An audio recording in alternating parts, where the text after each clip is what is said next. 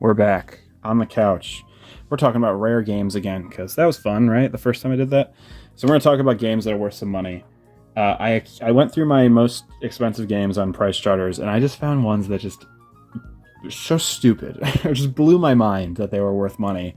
I got quite the pile of them because video game prices are stupid. So we're going to talk about games that are worth a surprising amount of money for what they are.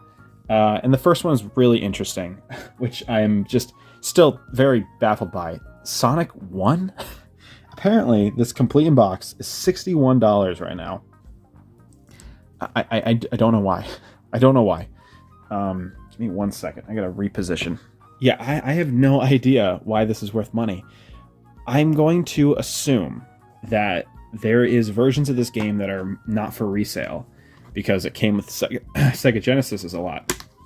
This version is a for resale copy. I don't know. A not for resale copy. So maybe that's what makes it more rare because there's less of these going around.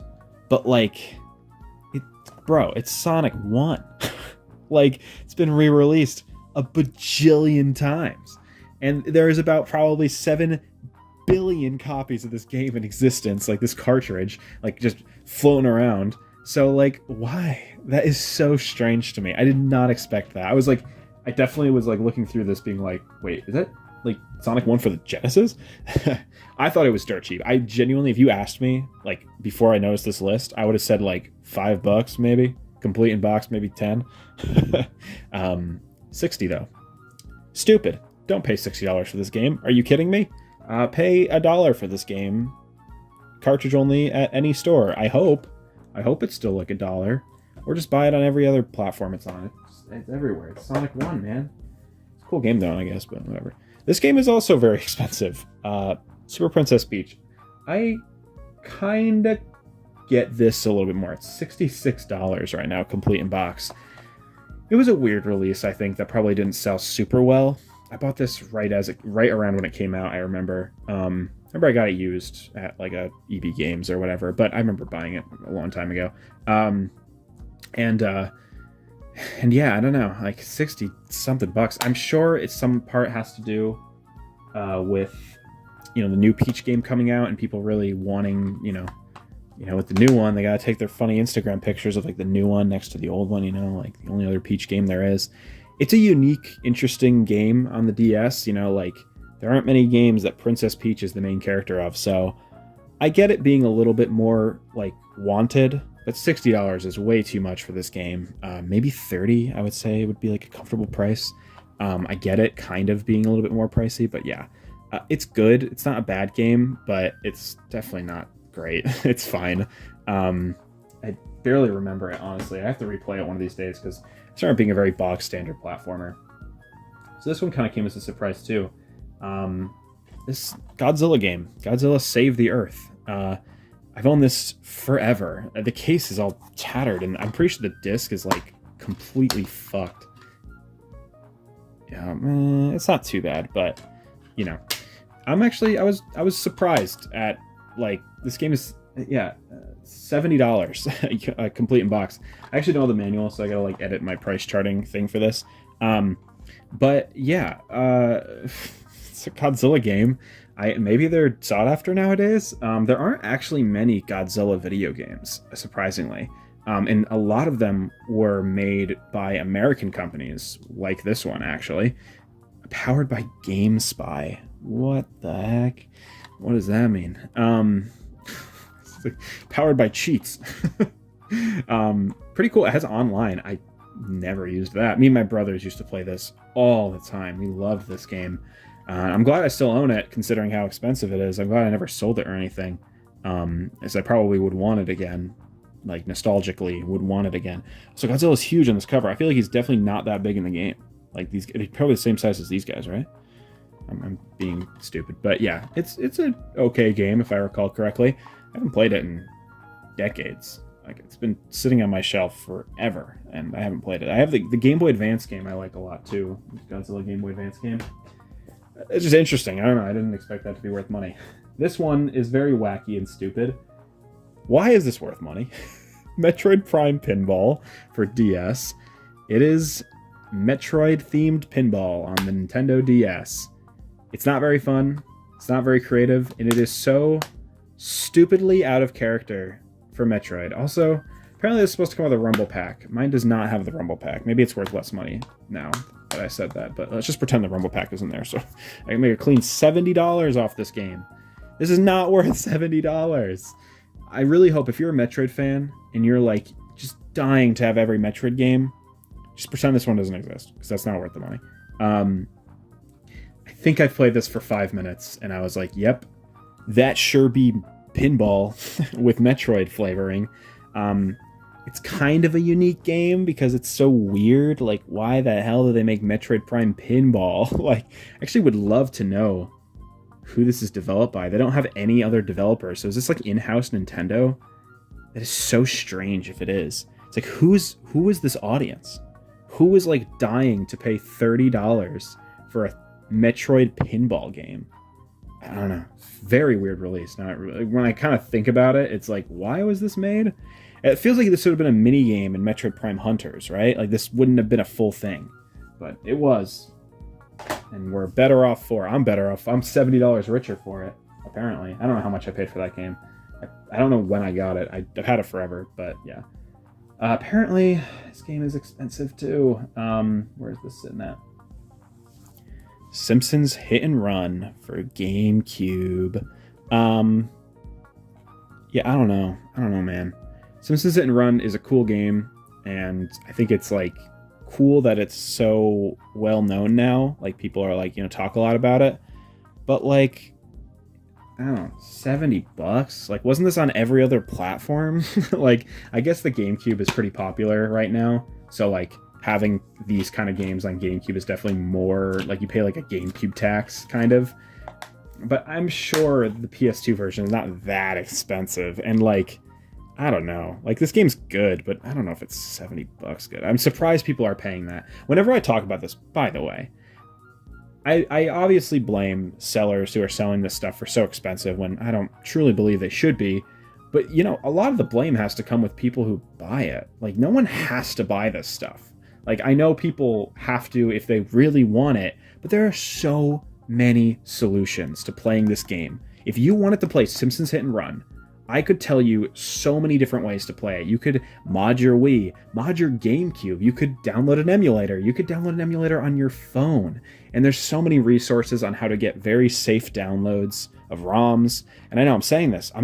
I know I'm not supposed to say stuff like this, but it's true. It's true. This game is not worth $70 in anyone's money. I don't care if you're the biggest Simpsons fan in the world.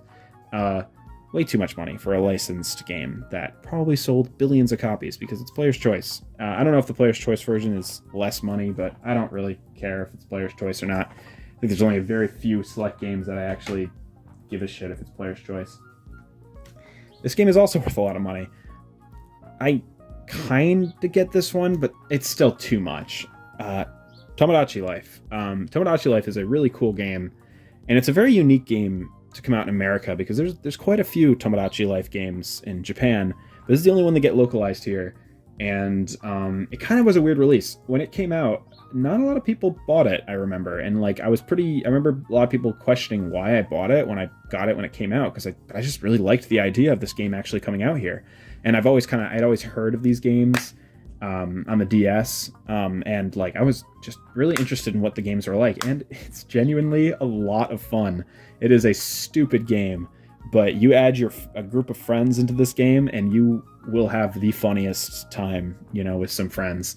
It hasn't been re-released for anything beyond this. I think it should come out on Switch. I'm surprised it hasn't come out on Switch yet, considering how much people talk about this game. $75 on 3DS. I wouldn't. I guess the Switch's eShop closed, so I would say just pick it up digitally, but you can't anymore, so you know what to do. Yarhar, pirate it, please. It's not worth the money. This one makes me angry. This one made me very angry to see this so high on the list, I'm not gonna lie. This game should not be worth that much money. Nintendo, obviously, I'm sure everyone knows what happened with this game. I'm gonna tell you this right now. The people trying to sell this game for $83.41, they are people who invested in it. They are people who bought tons of copies of this game to make it more difficult for people who wanted it so they can sell it for a profit later and try to make their money back. Those are the people that are trying to sell this game for $83, and they're succeeding. Price charters are charts of sold listings. So there are people who are paying a premium for this game now because they missed out. There are people out there who are taking advantage of your FOMO, and they're winning. Don't let them win. Don't buy this game for that much money. Please don't buy this game I'm like begging you. Do not buy this game for $80 if you missed out on it. It's not that good. Like, these games are cool to have on Switch. They're not that cool to have on Switch.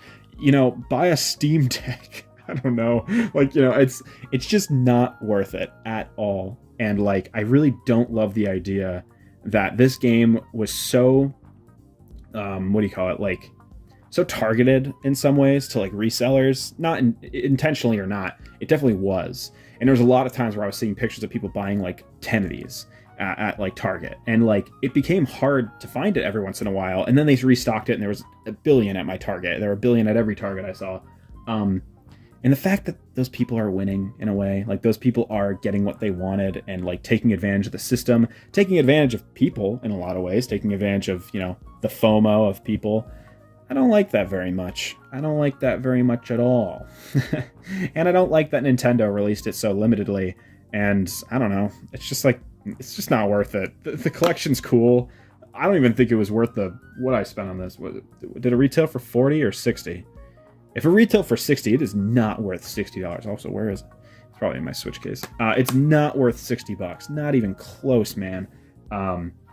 35 closer. I would say it's probably worth $35. $80? Yeah, get out of here. Not even close. A little neat to have these games on Switch, but yeah, this one makes me mad. I wish it was cheap. I wish everyone who was trying to invest in this game failed. And I don't know what kind of person that makes me, but you know, whatever. That's how I feel about that. This game is worth a lot of money too. Shantae and the Pirate's Curse. Unlike the last video where I was talking about limited run, this is not limited run. This is just a release of this game. This might have happened before limited run. This was released pretty close to when this game came out. And I bought it because, you know, I wanted it physically. And I don't know if you can tell. I have the focus kind of weird, but I don't know if you'll be able to tell. But the quality of the printing is absolutely terrible on this release. I don't know what the hell happened, but the quality of the printing on this is dreadful. And it just looks terrible on the back. It doesn't even look real. It looks like a you know, a display copy of this game, but this is actually how it was released. It doesn't even have a manual. It's got like a little fold out. Look at that. That's all you need. Very silly. Yeah, this is $85. What? I'm pretty sure it's been re-released by Limited Run on like every platform ever.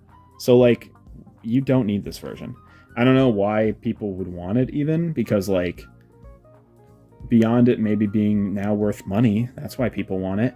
But like, it's like, if you were trying to get every Shantae game, a lot of them haven't released on 3DS. So you'd have this, like, if you had like the first game and for the Game Boy Color, and the second game for the PlayStation 4, and then you have the third game for the 3DS. Why don't you just also get the third game for the PlayStation 4? Just makes it more consistent. I don't know why anyone would want this version of this game. Maybe because it has, I don't know, does it have special features or anything? I know there's 3D, like you can turn on a 3D slider. But I'm not crazy about this game. Pirate's Curse is a good game, but not my favorite Shantae at all. I guess it's kind of cool that it's worth money. I wanted it because I needed a physical version of all the Shantae games. Speaking of, they're releasing a Game Boy Advance Shantae game that never came out, and they're releasing it physically. I just got word that's $60, and it's like, ugh, I don't want to spend $60, but I kind of need it, technically, so I can complete my Shantae collection. It's like, damn, they got me by the balls. This game's worth money, apparently. $90 for this complete in box. It is a One Piece game, for sure. I was actually watching a video about this game, or like the One Piece video games. Oh, excuse me. And it's interesting because this is like this North American exclusive version of this series, and it has like characters that had never appeared in the anime on the four, because this is based on the 4Kids version of this show. They have like characters that like Enel never appeared in the 4Kids version of the show. So like they have like a voice form and everything. It's very unique. And I'm like, after I was watching the video, I was like, oh, I'm kind of glad I own that. I didn't know it was worth so much money though. It's not very fun, if I'm being honest. I also really don't know what the hell's up with this shot here. Why is Usopp right there? Why is it Usopp? I don't know. Why is Usopp there? Why is he standing there? Anyway, and Luffy looks like he should be holding something. Why is he not holding anything? Looks awkward. Anyway, it's a fine enough little fighting game. It's cute. I like it. I was playing it a few days ago, or like a week or two ago, and it was cute. It was like more fun than I remembered it being. No, not worth the money. There's probably other similar aesthetic One Piece games you can get for much cheaper. I think there's another one on the GameCube that's probably cheaper than this. This version's probably more fully featured, but whatever. GameCube games are expensive. I kind of only am not like that surprised because it's just stupid how expensive these games are getting. So I don't know. Random One Piece game on the GameCube, sure, why not? Worth $1 million, sure, fuck me up. Who cares anymore, right? So this game is in the top like 20 of my most expensive games I own, and it's like one of the most Professor Layton and the Azuran Legacy. This is the last Layton game to come out. I don't know if they just didn't print a lot of copies of this or something, because I've noticed this game has been expensive for a while, and I'm like, why? I assume it's because there probably isn't a lot of copies floating around. But let me tell you, let me give you a little Layton lore here. This game sucks. At least I don't like this game. I actually really have a large disdain for the prequel trilogy of Layton, which is the second trilogy of Layton games that came out. And this is like the culmination of the story they were trying to tell. I was not invested at all. And I don't know. I just don't care for this game. It's kind of a shame because, Layton was one of my... Those original 3 games are some of my favorite on the DS. And Miracle Mask in this game really disappointed me. I don't even know if I ever beat this game. But I've had it and bought it when it came out. And it's crazy how much it's rocketed in value. $100. It's actually been going down according to Price Charter, so we're winning. We're winning, guys. Games are going down in price. I considered selling this at one point because I was just like, I don't care about this game at all. And like, again, it's worth money. Like, I'll just get rid of it. But I'll probably keep it just so I have all the Layton games.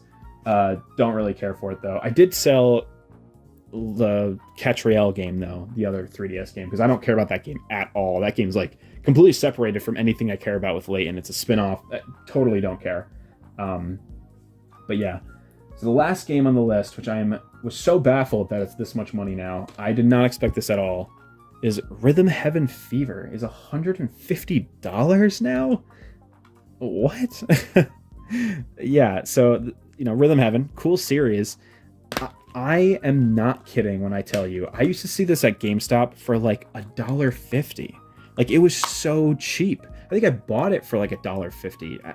There's no way I paid for more than $5 for this game, and not that long ago. Like, probably in like 2014 or 15 is probably when I bought this game. It is insane that it has gone up this much in price. I'm actually very curious. I'm gonna click the listing. Okay, so I probably bought this game in 2015. It was averaged at $9 in 2015, and in 2019 it went up to $30, and then by 2021 it was $90. I don't know what kind of COVID hit people's brains to want to spend $90 on this game, but it's neat. It's a cute game. I love Rhythm Heaven. Who doesn't love Rhythm Heaven? But like, why would you spend that much money on this game? Don't spend that much money on this game. I don't care how much you want to be a Rhythm Heaven fan. I don't care how much you love this series, how much you want to play this game. It's not worth it. For $130, you could do so much better. It's just also not worth eating into the like rat race of retro game collecting anymore. this is the whole point of this video, mainly, is to be like, these are stupid. These are stupid games to be worth money, right? Like, most of these games, I have said that this is not worth the amount it should go for.